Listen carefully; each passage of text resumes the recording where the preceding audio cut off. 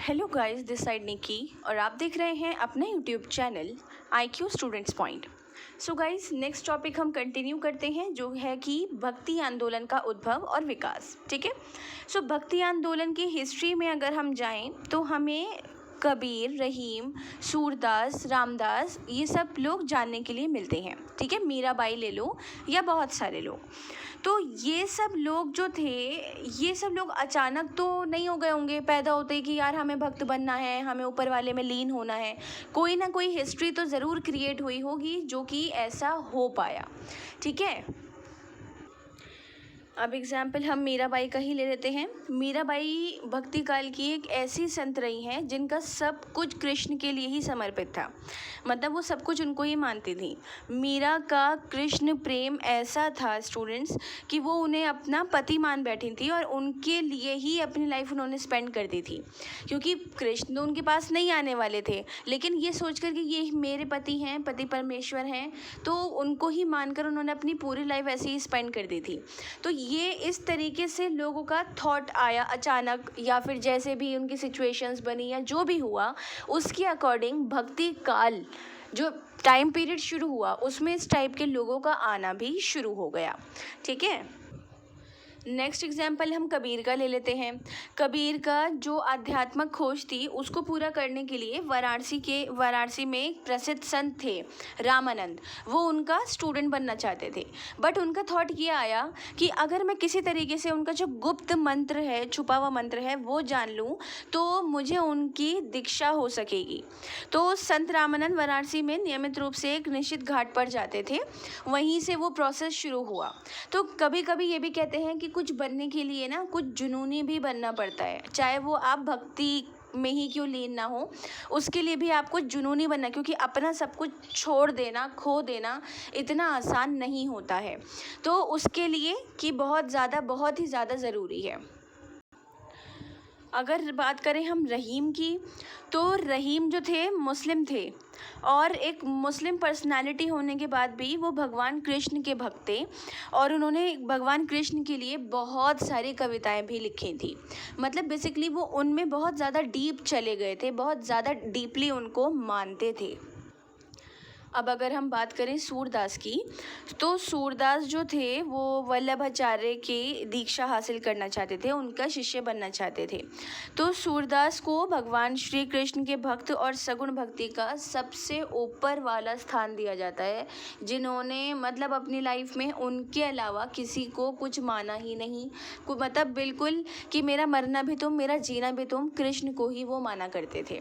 ठीक है। इस तरीके से तो भक्ति आंदोलन का जो डेवलपमेंट देखा जा सकता है वो एक महान कोई आंदोलन नहीं हुआ कि जी हम लोग भक्ति लोग हैं, हम लोग कृष्ण को मानते हैं या हम किसी और को मानते हैं, नहीं। बस लोगों में अपने आप में ये होता गया। वैसे ही आप जब आप सूफ़ी पढ़ोगे ना आगे, तो सूफ़ी में भी आपको पता लगेगा, वो मुस्लिम कम्युनिटी वाला एरिया पूरा, कि वो लोग भी इसी तरीके से कि भाई बस हमें लगा, जैसे होता है ना कभी कभी अचानक बैठे बैठे दिमाग वो हो जाता है कि यार आज तो चलो मंदिर चले जाते हैं, नहीं अब तो मैं बहुत परेशानियों में आ चुकी हूँ, अब तो मुझे जाना ही होगा, अब तो मुझे चर्च जाना ही है, मुझे जीसस से बात करनी है, थोड़ा टाइम अकेले उनके साथ स्पेंड करना है। तो वो वाला जो थॉट आ जाता है ना आम इंसानों में, वो ये लोग आम नहीं थे, इनके पास ये थॉट कुछ ज़्यादा ही आ गया। तो ये भक्ति आंदोलन या भक्ति काल शुरू हुआ। ठीक है। आंदोलन इसको इसलिए बोला जाता है क्योंकि ये एक ऐसा पीरियड था, ऐसा पूरा एक पर्सपेक्टिव भी था जिसके लिए बहुत सारे लोगों ने बलिदान भी दिया। अब ये बलिदान ही तो हुआ ना, अपना सब कुछ छोड़ देना, ख़त्म कर दिया, सब कुछ ऐसा हो गया। तो वो वाली चीज़ के लिए इस पर आंदोलन लगाया जाता है। आप ये कन्फ्यूज़ मत होना कि आंदोलन क्या। आचार्य रामचंद्र शुक्ल ने भक्ति आंदोलन के सूत्रपात के तत्कालीन राजनीतिक परिस्थितियों को भी उत्तरदायी माना। ठीक है। देश में मुसलमानों का राज्य प्रतिष्ठित हो जाने पर हिंदू जनता के हृदय में गौरव, गर्व और उत्साह, मतलब भी थोड़ा सा एक रिलीजियस पर्सपेक्टिव भी रख रहे हैं। आप अपने पास ये लिखना चाहो तो लिखना, अदरवाइज कोई इशू नहीं है। ठीक है। इसके अलावा कि उस टाइम पीरियड में मुस्लिम शासक होगा या मुस्लिम शासक था, तो उस सब चीज़ों से भी वो कि यार वो लोग अब हर कोई अकबर जैसा थोड़ी था कि वो हिंदू मुस्लिम एकता पर प्रायोरिटी रखते थे, हर कोई अकबर जैसा था ही नहीं, ना बन सकता है कभी। बट बाकी लोग जो थे वो किस तरीके से हिंदू मुस्लिम आपस में रखते थे या नहीं रखते थे, उस चीज़ को देखकर भी भक्ति काल आगे बढ़ पाया। भक्ति काव्य एक जातीय आंदोलन था, ठीक है। मतलब ये कि इन लोगों ने कहा कि यार हम तो यही पर्सपेक्टिव मानेंगे, कर लो जो करना है, कुछ नहीं कर सकते तुम लोग, हमें तो कृष्ण को ही मानना है, हमें तो इनको ही मानना है, हमें तो सब कुछ मतलब इसी तरीके की पर्सपेक्टिव को इम्पोर्टेंस देनी है, तुम चाहे कुछ भी कर लो, वो वाली चीज़ है, ठीक है। तो ये भक्ति का जो आंदोलन या फिर उद्भव या विकास कह लो, वो कुछ इस तरीके से हो पाया। थोड़ा बहुत आप ये यहाँ से भी PDF में से भी कवर कर सकते हो अगर करना चाहो तो। हालांकि मैंने आपको मीराबाई, कबीर, रहीम, सूरदास इन सब के एग्जाम्पल इसलिए दिए ताकि आप आराम से उसको अपनी कॉपी में लिखो, ठीक है। कॉपी में इन द सेंस अपने आंसर में लिख कर आना, ऐसा नहीं कि मैम ने पढ़ा दिया तो ख़त्म, नहीं, ठीक है। कंक्लूजन पर आ जाते हैं। कंक्लूजन का इतना मतलब सोचने वाली बात नहीं है, क्योंकि इन कंक्लूजन आपको ये चीज़ रिप्रेजेंट करनी है कि भक्ति काल किस तरीके से आगे आया, ठीक है। अब किस तरीके से आगे आया भाई, थॉट आया, मेरे में थॉट आया कि मुझे तो पॉलिटी का ही टीचर बनना है, जबकि मेरा फैमिली बैकग्राउंड ओवरऑल साइंस का है, सारे डॉक्टर्स हैं, नहीं मैं ही क्यों अलग। तो वो इसलिए क्योंकि मेरा थॉट था, वो मेरा इंटरेस्ट था, वो मेरे घर में किसी को पॉलिटी में इंटरेस्ट नहीं है, मेरे घर में कोई पॉलिटी का टीचर नहीं है, सारे डॉक्टर्स हैं, बट मैं एक अलग क्यों निकली, क्योंकि वो इंटरेस्ट वही मीराबाई, कबीर, सूरदास, रामदास इन सब के साथ हुआ, ठीक है।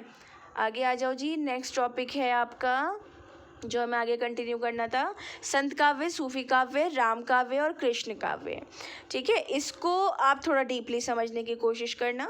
इसको भी हम 2 पार्ट्स में डिवाइड कर लेंगे, ज़रूरी नहीं हम इसको एक ही बारे में पढ़ें। अब देखो हमने ऊपर पढ़ा था कि भक्ति काल 2 पार्ट्स में डिवाइड की गई और उन 2 पार्ट्स के भी पार्ट्स को 2 पार्ट्स में डिवाइड किया गया। निर्गुण और सगुण। निर्गुण भक्ति नॉलेज और लव से हुई, सगुण भक्ति राम और कृष्ण से हुई, ठीक है। अब ज्ञानेश्वरी शाखा सबसे पहली संत काव्य वाली, ज्ञानेश्वरी शाखा जो है ना ये वाली, ये हमारी संत काव्य वाली है। प्रेमश्री हमारी कौन सी है, सूफी वाली है, ठीक है। राम भक्ति राम वाली है, कृष्ण भक्ति कृष्ण वाली है, इस चीज़ को ध्यान रखिएगा। अब ज्ञानेश्वरी शाखा पर आते हैं। अब ये जो लोग होते हैं ना, ये नॉलेज वाली चीज़ पे ज़्यादा इम्पोर्टेंस देते हैं, ठीक है। इनका ये कहना है कि भाई साहब इंसान जो है ना वो अपने कर्म, अपनी नॉलेज और अपनी मुक्ति में से ज्ञान को लेकर भक्ति के पथ पर चल देता है, ठीक है ना। अब मतलब कैसे, इस चीज़ को समझो। वो इस तरीके से कि मुझे ये पता है कि अगर मैं कोई रिलीजन पे नहीं मान रही ना, but I believe in karmas, कि आपने मेरे साथ अच्छा करा है तो आपके साथ अच्छा होगा, चाहे किसी भी सूरत में हो, जहाँ पर, और किसी भी सूरत इन द सेंस कि जहाँ पर आपको सबसे ज़्यादा ज़रूरत होगी, ऊपर वाला आपके साथ तभी अच्छा करेगा। अब अगर मैं रिलीजन नहीं मान रही तो मैं ये यकीन रखूँगी कि नेचर जो है वो आपके साथ अच्छा करेगी, क्योंकि कोई तो है जो इस दुनिया को चला रहा है, कोई तो है जो सूरज निकालता है, चाँद निकालता है, तारे बनाता है, जुपिटर ये वो इतना सब कुछ बना दिया, स्पेस बना दिया, है ना, बहुत सारी चीज़ें। But I believe in this sentence. तो अगर मैं रिलीजन नहीं मान रही बट मैं इस चीज़ को मानूंगी, बट ये फिर भी संत होकर ये 2 चीज़ों को, मेरे वाली पर्सपेक्टिव को मानकर एक चीज़ और ऐड कर रहे हैं, वो है मुक्ति। अगर आप पाप नहीं करोगे तो आपकी मुक्ति हो जाएगी, नहीं करते हो तो आपकी मुक्ति होना मुश्किल है। लेकिन ये भी बोला जाता है कि ऊपर वाला बहुत ज़्यादा नर्म दिल होता है, वो आपके गुनाहों को, आपकी गलतियों को, आपके पाप को माफ़ कर देता है, वो इतना ज़्यादा डीपली नहीं जाता, क्योंकि वो अपने सभी बंदों से बहुत प्यार करता है, ठीक है। अब संत कवि कबीर हैं, इनके बारे में आपको थोड़ा थोड़ा लिखना बहुत ज़्यादा ज़रूरी है, ये बात याद रखना। कबीर जो हैं वो एक संदेश देते हैं जिसमें वो 7 चीज़ें बताते हैं। ईश्वर सबसे इम्पॉर्टेंट, गुरु हमारा ईश्वर ही होता है, ठीक है। धर्म ग्रंथ विषयक विचार की, आप अगर कोई रिलीजन मान रहे हो तो उससे रिलेटेड आपके पास नॉलेज भी होनी चाहिए, थॉट्स भी होने चाहिए। हिंदू मुस्लिम एकता होनी चाहिए। कबीर ने कभी भी हिंदू मुस्लिम को अलग अलग नहीं करा, ठीक है। इसके अलावा जात पात का खंडन, कि जाति पाति को वो नहीं मानते थे, कि जब सब कुछ सब इक्वल है, सब बराबर है। पाखंड खंडन, सदाचार या पवित्र जीवन, सिंपल लाइफ बेस्ट होती है, ठीक है। बाकी इनके दोहे वगैरह इन सब में थोड़ा सा डीपली बताए गए हैं, समझाए गए हैं। आप इसको PDF से पढ़ना और इसको लिखना। गुरु नानक की बात यहाँ पर हो रही है। सिख संप्रदाय के सबसे इम्पोर्टेंट गुरु, 10वें गुरु, लाहौर के समीप ननकाना साहब में इनका जन्म हुआ। पिता का नाम कालू खत्री, माता का नाम तृप्ता। पिता द्वारा व्यापार के लिए दिया गया धन इन्होंने साधु संतों को खिला दिया था। भाई साहब इनको घर से इस बात पे निकाल दिया गया था कि ये कुछ काम वगैरह नहीं करते थे और ये चले गए थे, वे धर्म की राह पर चल दिए। ठीक है। दादू दयाल के बारे में, सुंदरदास के बारे में आप लोग पढ़ लेना। ज्ञानेश्वरी शाखा की विशेषताएं, निर्गुण उपासना जो आपको शुरू में मैंने समझाई वो वाली, कि भाई भक्ति वाले जो हैं इस चीज़ में बिलीव रखते हैं कि यार आपको नॉलेज भी होती है, होनी चाहिए, आपके पास थोड़ा सा, आपके पास एक ऐसा रास्ता भी होना चाहिए जो आपको कर्मों को यकीन दे, बार बार याद दिलाता रहे कि अगर मैं इसके साथ बुरा कर रही हूँ तो मेरे साथ भी बुरा होगा, चाहे वो किसी भी एंगल में हो। ठीक है, ये वाली चीज़ है। मौखिक काव्य रचना कि मतलब ये कि मौखिक काव्य रचना होती है बोल बोल कर, गा गा कर, पढ़ पढ़ कर इस चीज़ को ज़्यादा फैलाया जाता है, बताया जाता है। जाति व्यवस्था नहीं होती इसमें, जो भी भक्ति बनना करना चाहता है कर सकता है। पाखंड विरोधी होते हैं। ठीक है। तो देखो एक बहुत कॉमन चीज़ कि सभी रिलीजन में ये वाली बात रखी जाती है, और अगर आप रिलीजन में ही भी मानते हैं तब भी कि किसी को धोखा नहीं देना चाहिए, तो पाखंड विरोधी होते हैं। हिंदू मुस्लिम एकता पर इम्पोर्टेंस दी जाती है, ये विशेषता है। माया से बचने का उपदेश। ठीक है। गुरु की महत्ता, अपने गुरु, चाहे आपसे आपका गुरु 1 साल ही क्यों ना बड़ा हो, आपको कोई नॉलेज दे रहा है, वो आपका गुरु है, तो उसकी रिस्पेक्ट करना ये आपकी रिस्पॉन्सिबिलिटी है और करनी ही करनी चाहिए। रहस्यात्मक, ठीक है, एक रहस्य रह गया है कि यार ये अगर जैसे एक सवाल नहीं रह जाता। अब जैसे मैं आपको बोल रही हूँ I don't believe in religion but I believe in nature, कि यार कोई तो है जिसने ये स्पेस बनाया, जुपिटर बनाया, मून बनाया, फिर इस पूरी गोल अर्थ पे ये चौकोर बिल्डिंग्स है, रोड है जो अंदर नहीं धंस रहा, गाड़ियाँ चल रही हैं, गोल नहीं घूम रही। तो रहस्य वाली चीज़ कि मैं उसको पता करने में लगी पड़ी हुई हूँ, यार मुझे तो पता करना है। वही साइंटिस्ट वगैरह भी होते हैं जो रिलीजन में बिलीव नहीं रखते हैं, और जो रिलीजन में बिलीव रखते हैं वो भी इस चीज़ की खोज करते ही रहते हैं। ठीक है। काव्य रचना और भाषा बहुत इंपॉर्टेंट है। रस और अलंकार, अगर किसी टॉपिक को आपको हिंदी में नहीं समझ आ पा रहा है तो फिर आप उसको संस्कृत में समझाओ, हिंदी में, इंग्लिश में समझाओ, पंजाबी में समझाओ, किसी में भी समझाओ, पर सामने वाले को समझाओ। प्रेमाश्री शाखा, ठीक है, उसकी हमारी दूसरा पार्ट है, ये दूसरी शाखा है, ये सूफी वाली। सूफी शब्द की उत्पत्ति कैसे हुई, सूफी शब्द कैसे चल पड़ा। कुछ लोगों की धारणा है कि सऊदी अरब के एक पवित्र नगर मदीना में मस्जिद के सामने एक सुफ़ा चबूतरा था, उस पर जो फ़कीर बैठते थे वो सूफी कहलाते थे। अब वो फ़कीर लोग कौन होते थे, वो होते थे बिल्कुल ऊपर वाले से अटैच लोग, कि उनको कुछ मतलब नहीं था, खाना मिल गया, नहीं मिला नहीं मिला, रहना खाना पीना सोना फैमिली किसी से मतलब नहीं, वो सिर्फ ऊपर वाले के लिए अपने आप को रखा करते थे। आधुनिक काल में विद्वानों ने, जिनमें ब्राउन आरबेरी और मीर वलीउद्दीन प्रमुख हैं, सूफी की व्युत्पत्ति सूफ से मानी। फारसी में सूफ का मतलब होता है ऊन। प्रारंभिक काल में सूफी सादा ऊनी कपड़े पहनते थे, इसलिए उनको सूफी कहा जाने लगा। अब देखो जी, ये तो पर्सपेक्टिव है। अब सूफ़ी मत के हिस्ट्री पर आ जाओ आप। यहाँ पर देखो सूफ़ी मत की जो हिस्ट्री है वो शुरू होती है मोहम्मद साहब के मक्का मदीना जाने से। ये घटना 6th सेंचुरी की है। इस्लाम में भक्ति का समावेश सूफियों ने ही करा। ठीक है, जो पर्टिकुलर रिलीजन में कि हाँ यार नहीं ये तो वो सूफ़ी लोगों ने करवाया। उसके बाद प्रारंभिक सूफी साधकों में अल हसन, इब्राहिम बिन अदम, अयाज, राबी और मंसूर नाम के लोग इम्पॉर्टेंट थे। ये सब आपको लिखने हैं अपने आंसर में, ये सब आप छोड़ नहीं सकते हैं, याद रखिएगा। तो ये बात हो गई है पूरा टाइम पीरियड 6 से 9th सेंचुरी तक का। सूफी मत पर ईसाईयत, नव प्लेटोवाद, भारतीय वेदांत, बौद्ध दर्शन का भी प्रभाव पड़ा। मंसूर के विषय में तो ये प्रसिद्ध है कि उन्होंने भारत में आकर वेदांत का अध्ययन किया।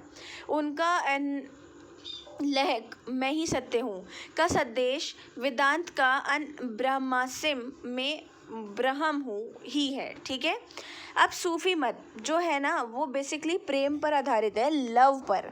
सूफी लोगों का कुछ नहीं होता, बिल्कुल अपनी लाइफ में मस्त रहना पसंद करते हैं, बिल्कुल एक मस्त लाइफ स्पेंड करते हैं और अपने प्रिय के लिए, अपने प्रेम के लिए, और उनका प्रेम क्या है? ऊपर वाला, ठीक है। ऊपर वाले के लिए वो अपनी लाइफ बिल्कुल मस्त, उसके अंदर मस्त मौला वाली लाइफ की जो कुछ है वो है, जो देता है वो, जो करता है वो, कोई कुछ नहीं कर सकता किसी के लिए।